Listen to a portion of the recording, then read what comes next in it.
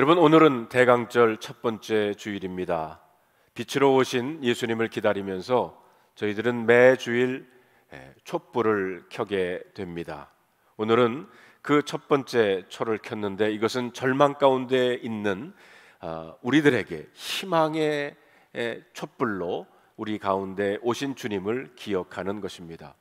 다음 주일 두 번째 주일은 반목과 다툼이 많은 세상에 우리가 살고 있지만 우리 예수님은 평화의 왕으로 오셨습니다. 그러하기에 평화의 촛불을 켜는 것입니다. 세 번째 주일은 온 땅이 슬픔에 쌓여도 우리 주님이 오셨기에 기쁨의 촛불을 켜는 것이고요. 그리고 네 번째 주일은 이웃을 내 몸같이 용서하고 사랑한다고 하는 사랑의 촛불을 우리들은 켜게 됩니다. 부모가 선교사인 어떤 어린 소년이 미국에 혼자 와서 학교 기숙사에서 묵으면서 공부를 하고 있었습니다. 부모를 떠나 낯선 외국에서 처음 맞이하는 성탄절이 가까웠을 때 기숙사 사감님이 그 소년의 방을 찾아오셨어요. 그리고 너 크리스마스에서 제일 갖고 싶은 것이 무엇이냐 이렇게 물었답니다. 그러자 소년은 책상 위에 놓여있는 아버지의 사진을 쳐다보면서 이렇게 대답을 합니다. 선생님, 제가 바라는 소원은 저 사진 액자 속에 들어있는 우리 아빠가 제 앞에 튀어 나오는 겁니다. 성도 여러분, 이 어린 소년의 소원이 바로 저와 여러분의 소원일 겁니다. 우리는 우리 하나님 아버지께서 이 땅에 오셔서 우리를 구원해 주시고 우리와 함께 하시기를 염원하고 있습니다. 우리 그리스도인들은 하나님께서 예수 그리스도를 통해서 이 일을 이루어 주신 것을 믿습니다. 성탄절이 바로 이러한 놀라운 사건이 일어난 날입니다. 대강절 혹은 강림절은 그 성탄절 전 4주간을 가리키는 겁니다. 경건한 마음으로 아기의 예수의 오심을 고대하는 절기가 바로 대강절입니다. 며칠 전에 와이키키에 나가보니까 화려한 데코레이션에 시끄러운 음악으로 벌써 크리스마스의 열기가 가득한 것을 보았습니다. 대강절을 기점으로 특히 눈에 띄우는 것은 갖가지 아름다운 데코레이션들이 온통 빌딩과 거리를 누비고 있는 것을 우리는 봅니다. 그래서 대강절 기간을 데코레이션 시즌, 장식절기다 이렇게 말을 해도 과언은 아닐 겁니다. 여러분도 보시다시피 어제 우리 교회에 여러분들이 나오셔서 이 성탄절 준비를 하면서 이렇게 아름다운 장식들을 했습니다. 제단도 참 아름답지 않습니까? 제가 37년 목회를 했는데 이렇게 아름다운 제단은 처음 보는 것 같아요. 네. 대강절 이 촛불도 그리고 배너도 이렇게 장식을 하고요. 그리고 우리 교회 주차장 펜스에 아름다운 그 전기불들을 이렇게 켜놨고요. 그리고 사슴 가족들이 우리 교회를 방문해가지고 그것도 아름다운 그 장식을 하게 됐습니다. 그리고 여러분 사회관 안에도 아름답게 장식을 한 것을 여러분들이 보게 될 것입니다. 이번 성탄에는 장식을 한꺼번에 다 하지 않고요. 성탄을 준비하면서 매주 조금씩 데코레이션을 하려고 합니다. 그래서 크리스마스 트리는 여러분 다음 주에 기대해 보시기를 바랍니다. 사진에 보듯이 밤에 오면 더 아름다운 것을 여러분들은 발견하게 될 것입니다. 그러나 이와 같은 장식에는 우리가 두 가지 기억할 것이 있습니다. 첫째로 아무리 아름답고 빛나는 장식물이라 할지라도 어디까지나 이것은 일시적인 거랍니다. 다시 말해서 길어야 한두 달 정도 장식할 뿐 나무에 매달려 놓았던 조각품들 그리고 갖가지 반짝이는 전구 등은 결국에는 시간이 지나면 해체가 될 수밖에 없습니다. 그리고 창고 속에서 내년 크리스마스까지 다시 1년을 기다려야 한다는 것입니다. 둘째로 아무리 훌륭한 데코를 만든다고 해도 이것은 어디까지나 외적인 장식이라는 겁니다. 다시 말해서 성탄절 데코가 우리의 보이지 않는 속사람까지 장식할 수는 없다는 거예요. 그런데 요즘 쇼핑몰과 거리에 넘쳐나는 장식물들을 자세히 살펴보면 한결같이 크리스마스의 진정한 정신과는 거리가 멀고 모두 상업성과 관계되어 있는 것은 아닌가 하는 생각을 해보게 됩니다. 어떻게 하면 성탄절 대목을 놓치지 않고 물건 하나라도 더 팔 수 있을까에 관심을 둔 장삭솥 장식물들 이것이 많다는 것을 보게 됩니다.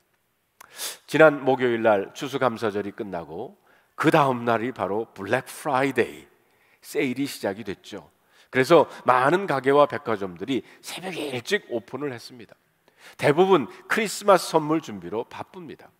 이렇게 대강절은 세일과 함께 시작한다고 해도 과언이 아니에요. 대강절 기간 동안에 예수님의 탄생을 기다리면서 장식하는 것은 좋은 일입니다.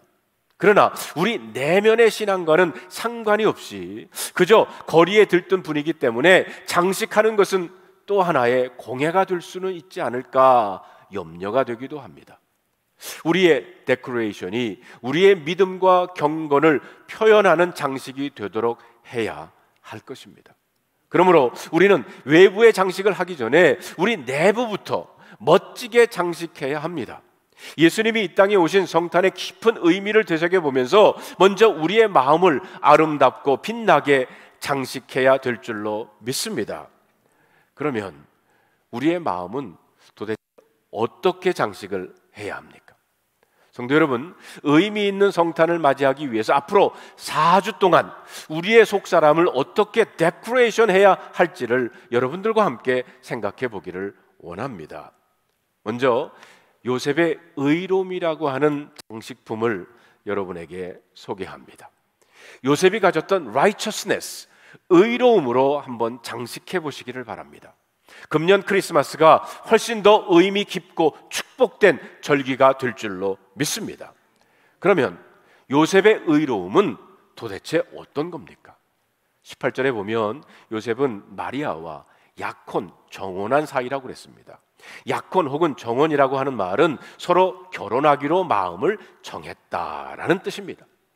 유대 관습에 따르면 일단 약혼할 경우 두 사람은 정식 부부는 아니지만 서로 책임을 져주어야 할 부부로 인정을 했다는 거예요.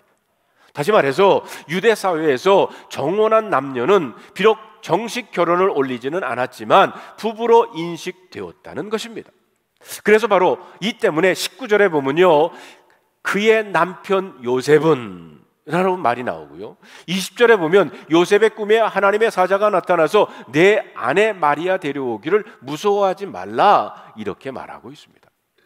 문제는 요셉이 마리아와 더불어 동거하기도 전에 약혼녀 마리아가 아이를 가졌다는 데 있습니다. 물론 마리아의 잉태는 순전히 성령으로 된 겁니다. 그럼에도 불구하고 요셉이나 마리아나 서로 육체적인 접촉이 전혀 없었던 차에 아이를 임신했다고 하는 사실은 충격적인 뉴스였을 겁니다. 마리아의 수태 소식은 요셉이나 마리아 두 사람 모두에게 엄청난 일이었지만 이 사건을 전하는 마태와 누가에는 한 가지 다른 점이 있다는 겁니다. 여러분, 누가복음 1장과 2장에 보면 예수님의 탄생에 관한 이야기의 주인공은 마리아입니다. 요셉은 단지 이름만 언급된 정도였었어요. 오직 마리아가 예수님의 수태의 핵심 인물로 부각됩니다. 반면에 오늘 읽은 마태복음에서는 마리아가 아니라 요셉이 명실상부한 주인공으로 등장을 한다는 겁니다. 그것도 요셉의 꿈에서 하나님의 천사가 나타나서 요셉이 해야 할 내용들을 구체적으로 지시하고 있습니다. 그리고 요셉은 그 지시한 사항을 하나도 어김없이 그대로 실천하는 순종의 사람으로 그려지고 있다는 겁니다. 그러므로 우리는 오늘 마태의 의도대로 요셉에게 초점을 맞춰 보기를 원합니다. 자기의 약혼녀가 동거하기도 전에 아이를 가졌다는 사실은 요셉에게 매우 불쾌하고 혼란스러운 일이었을 겁니다. 도대체 누구의 악의인지 자초지종을 모르는 상태에서 요셉의 의심과 분노는 매우 클 수도 있었을 겁니다. 그런데 요셉의 반응은 어떻습니까? 19절을 우리 함께 읽어볼까요? 그의 남편 요셉은 의로운 사람이라 그를 드러내지 아니하고 가만히 끊고자 하여. 도대체 요셉의 의롭다고 하는 사실과 몰래 마리아와의 관계를 정리한다는 사실이 어떤 관계를 가지고 있느냐는 것입니다. 요셉은 자기의 아이가 아닌 남의 아이를 가진 자신의 약혼녀를 생각할 때 분한 마음이 들 수도 있었을 겁니다. 그래서 마리아에 대한 실망을 세상 사람들에게 다 발설하고 공개적으로 망신을 줄 수도 있었을 것입니다.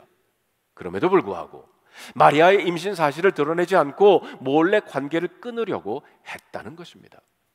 이러한 요셉의 신중한 행동이 요셉의 의로움으로부터 왔다고 했는데 도대체 어떤 성격의 의로움이냐는 겁니다. 요셉은 인간적인 분노나 실망 때문에 마리아와 헤어지려고 한 것이 아닙니다. 이것은 바로 요셉의 종교적인 신념 때문이었습니다. 여러분, 구약 신명기 22장 23절과 24절에 보세요. 처녀인 여자가 남자와 약혼한 후에 어떤 남자가 그를 성읍 중에서 만나 동침하면 너희는 그들을 둘 다 성읍 문으로 끌고 나와서 그들을 돌로 쳐 죽일 것이니라. 그 처녀는 성 안에 있으면서도 소리 지르지 아니하였으며 그 남자는 그의 이웃의 아내를 욕보였음이라. 너는 이같이 하여 너희 가운데 악을 제거하라라고 했습니다. 구약의 율법대로라면 마리아는 돌로 맞아 죽어야 하는 중죄인입니다. 바로 이와 같은 율법의 조항이 요셉이 아무리 마리아를 사랑했다 할지라도 마리아와 결합할 수 없는 이유였던 것입니다. 그 당시 율법적인 분위기로 볼 때 요셉은 마리아를 용서하고 말고 할 자격이 없습니다. 그러나 이와 같은 율법을 지키려는 요셉의 의로움은 저를, 즉 마리아가 잉태했다는 사실을 드러내지 아니하고 가만히 끊고자 했다고 하는 말씀에서 우리는 요셉의 의로움을 발견하게 됩니다. 법대로라면 요셉은 마리아를 돌에 맞아 죽게 만들어야 했습니다. 그러나 요셉은 매정한 그 율법만의 길을 택하지 아니하고 한층 더 나아가서 자비의 길, 용서의 길을 택했습니다. 마리아의 임신한 사실을 아무에게도 발설하지 않고 그저 몰래 약혼 관계를 정리하려고 결심했던 것입니다. 요셉의 의로움은 다음과 같이 요약해 볼 수가 있습니다. 20절에 있는 말씀을 우리 다 같이 한번 읽어볼까요? 이 일을 생각할 때에 주의 사자가 현몽하여 이르되 다윗의 자손 요셉아, 내 아내 마리아 데려오기를 무서워하지 말라. 그에게 잉태된 자는 성령으로 된 것이니라. 요셉은 독실한 믿음의 사람이었기에 마리아보다 하나님을 더 깊이 사랑했습니다. 이것을 증명하는 길은 마리아와 헤어지는 수밖에 없었다는 겁니다. 그러나 요셉은 마리아에게 더 큰 고통이나 사회적인 그 모욕을 주지 않기 위해서 남몰래 마리아와의 관계를 끊으려고 했던 요셉의 모습이 참 감동적입니다. 어떤 면에서 우리들은 남의 허물을 들추어내는 것을 얼마나 재미있어 하는지 모릅니다. 그래서 남의 허물을 보면 험담하고 흥분하고 거기에다가 내 말까지 덧붙여서 말하기를 좋아하는 것이 보통 사람들의 모습입니다. 그런데 요셉은 그렇게 하지 않았습니다.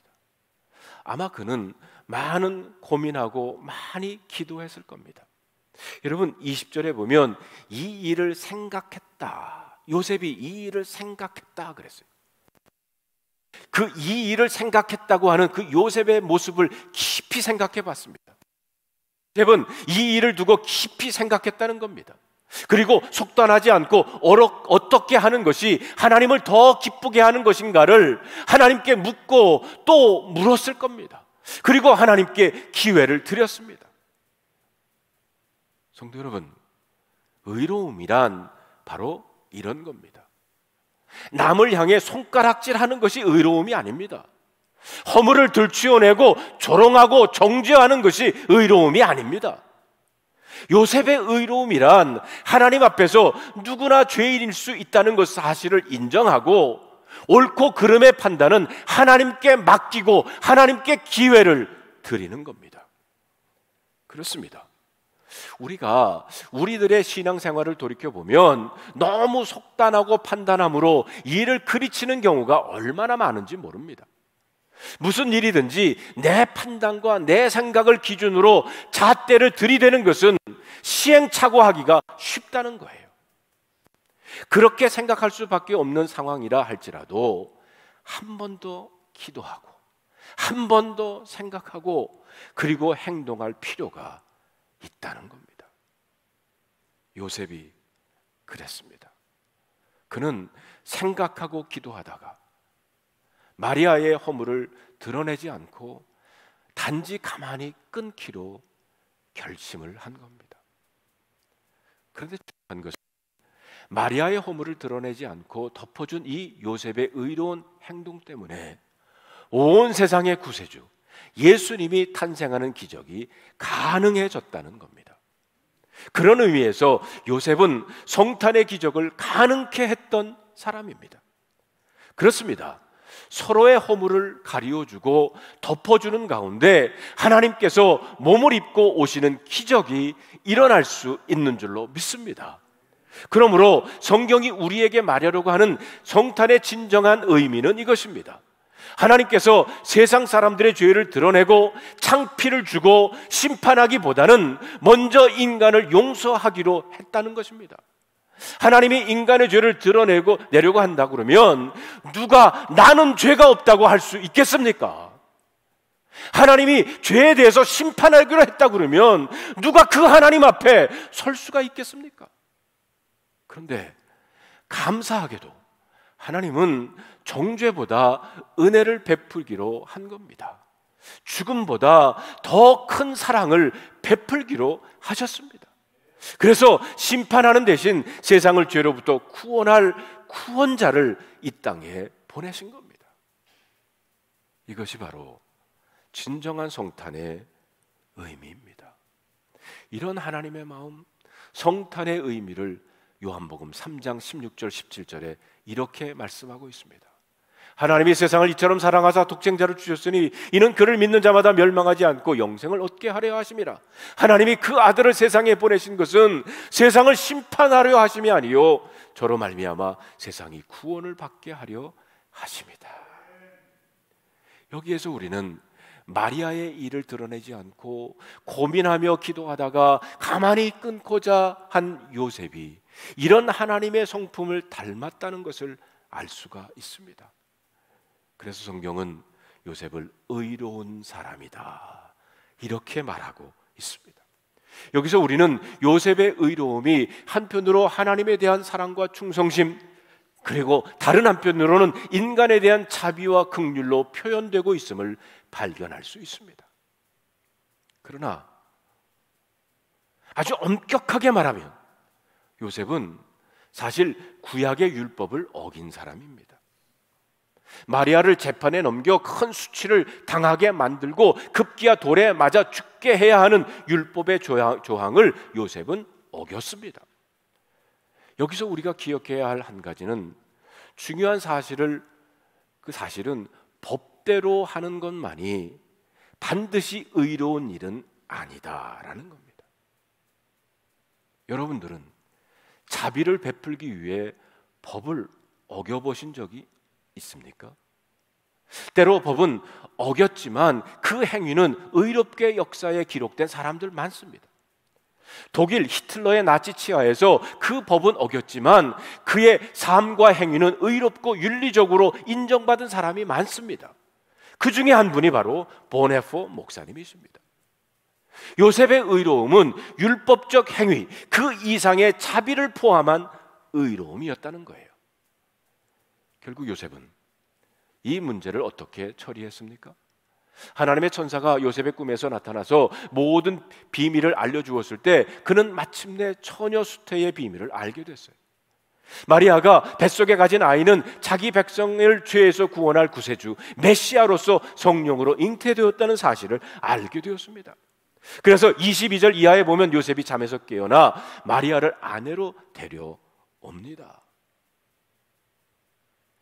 한국의 연예인 교회가 개척 막 이제 개척 당시에 몇 사람이 모여서 이제 성경 공부를 했대요. 그런데 바로 오늘 본문의 말씀, 처녀가 아이를 가졌다라고 하는 이 말씀을 공부하게 됐는데, 그 성경 공부에 아주 똑똑한 젊은이가 참석을 해가지고 도저히 자기는 과학적으로 믿을 수가 없다는 거예요. 어떻게 이런 일이 있을 수가 없다는 거예요. 막 그렇게 질문을 하고 하니까 성경 공부가 진도가 나가지를 않았어요. 그러자 그 자리에 계셨던 구봉소 장로님이 그래요. 아니, 지 남편이 믿어주겠다는데 왜 네가 난리냐 그랬다는 거예요. 요셉은 하나님을 믿기 때문에 마리아를 믿었던 겁니다. 의로움이란 바로 하나님을 믿는 믿음에서 시작합니다. 그리고 바로 이와 같은 요셉의 의로움과 순종하는 믿음 때문에 하나님의 아들 예수께서 이 세상에 오실 수 있었다는 겁니다. 여러분, 오늘 본문 20절과 21절에 있는 말씀을 다시 한번 읽어볼까요?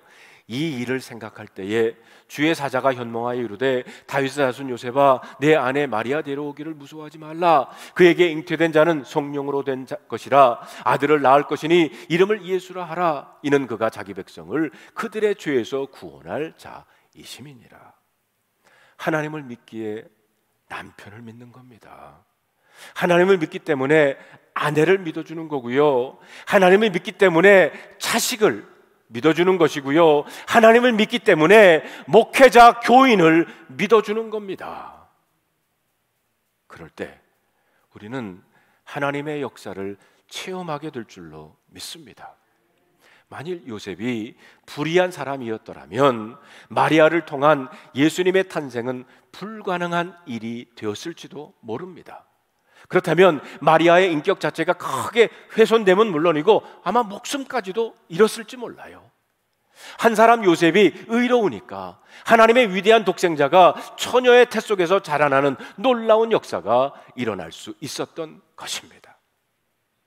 어느 책에 보니까 중세시대에 아주 매우 가난한 그리고 배고픈 사람이 어느 마을 거리를, 이 사람은 빵 한 조각만 손에 달랑 쥐고 있었답니다. 그는 고기를 굽는 식당 옆을 지나가게 됐는데 그 요리하는 고기가 바로 코앞에 있는데 맛있는 냄새가 이 남자를 아주 미치게 만드는 거예요.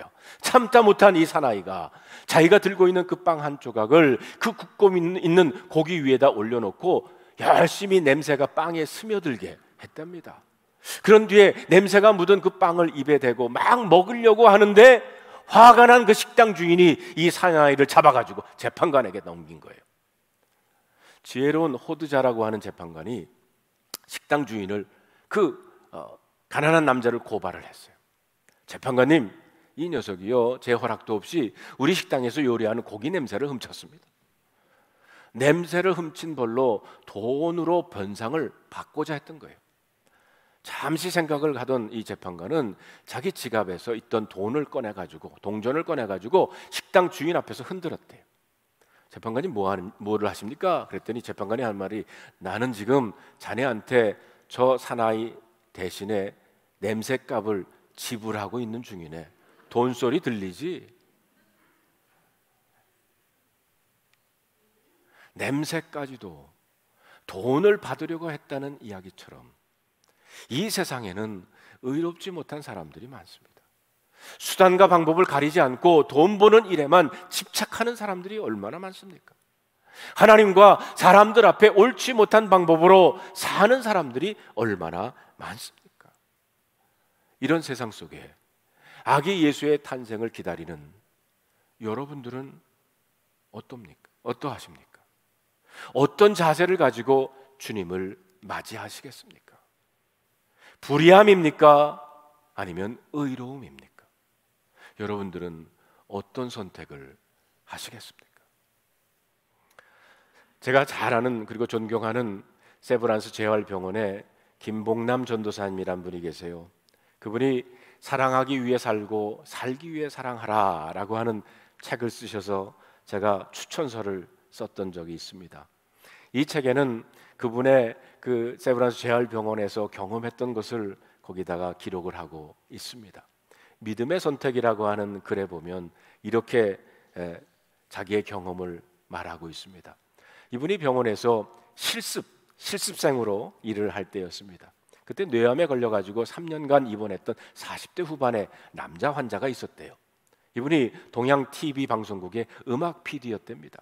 그런데 입원해 있는 동안 그를 찾아오는 가족이 한 명도 없더라는 거예요. 그래서 간병인을 구해주는, 그리고 수발을 드는 일들이 전도사님이 하셨어요. 그는 젊은 시절에 방탕하며 살았다고 하면서 자신의 이야기를 전도사님께 하더랍니다. 젊은 시절에는 기분이 내키는 대로 살았다는 거예요. 이제 와서 후회한들 무슨 소용이 있겠습니까? 제게는 동거하는 여자와 그 사이에서 딸과 아들 둘을 낳았대요. 아프고 나서 가족들을 찾았지만 그간 받았던 그들의 고통이 컸든지 모두가 외면을 하더랍니다. 형제간도 외면하고, 그래서 지금은 이렇게 혼자가 되었다는 거예요.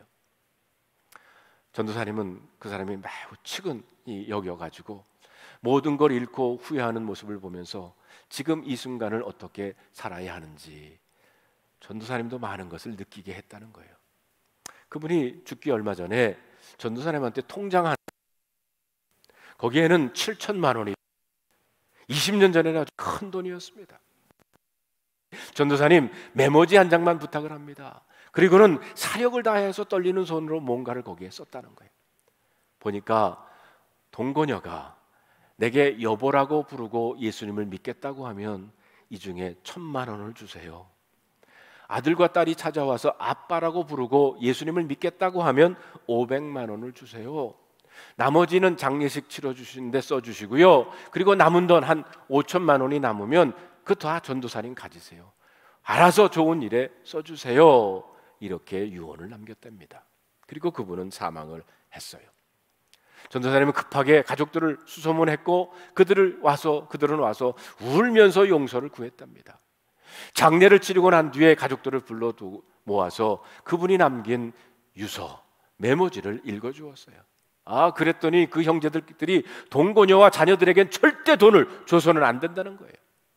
하지만 전도사님은 그 동거녀에게 모든 돈을 7천만 원을 다 주었대요. 그러면서 이렇게 말씀을 하셨답니다. 저는 예수님을 돈으로 계산하고 싶지 않습니다. 예수님을 믿든 안 믿든 이 돈은 고인의 자녀들과 자녀들의 어머니에게 주는 것이 맞다고 생각이 듭니다. 그러면서도 전도사님의 마음속에 갈등이 있었대요. 지금 실습 중이었기 때문에 병원에 5천만 원을 후원하면 아무래도 정규 직원이 되는데 유리할 것 같다라는 생각이 들더래요.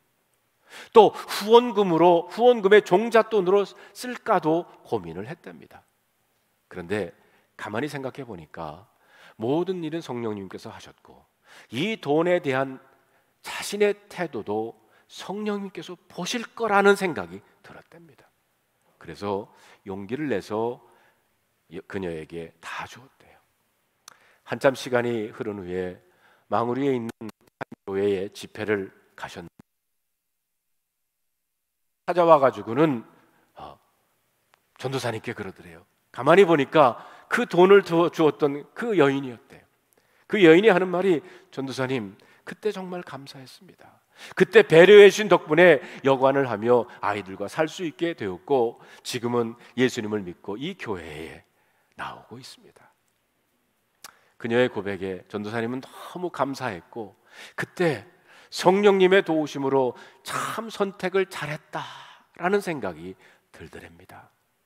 나중에 그 돈을 흘려보낸 이후로 그 병원에 엄청난 후원금이 들어오기를 시작했다는 것도 알게 되었대요. 성도 여러분, 우리는 연약한 존재입니다. 그렇기에 단 한순간도 성령님이 돕지 않으시면 자기의 욕심의 노예가 될 수 있습니다. 그 선택의 기로에 섰을 때 믿음으로 선택하시기를 바랍니다. 믿음으로 선택하면 당장은 좁은 길이고 손해보는 것 같아도 결국은 그것이 넓은 길이며 이득을 보는 것임을, 그런 경험을 하게 될 줄로 믿습니다. 성도 여러분, 이번 성탄을 준비하면서 지붕이나 집 앞을 현란하게 장식하기 이전에 우리의 속사람, 우리의 마음을 장식해 보기를 바랍니다. 그러면 어떤 장식품으로 해야 할까요? 요셉이 가졌던 의로움으로 여러분 장식해 보시기를 바랍니다. 성탄절은 세상을 향해 하나님의 용서와 사랑이 선포된 날이요, 생명을 구원하는 날입니다. 한마디로 성탄은 죄보다는 더 큰 하나님의 사랑과 하나님의 은혜가 선포된 날인 줄로 믿습니다.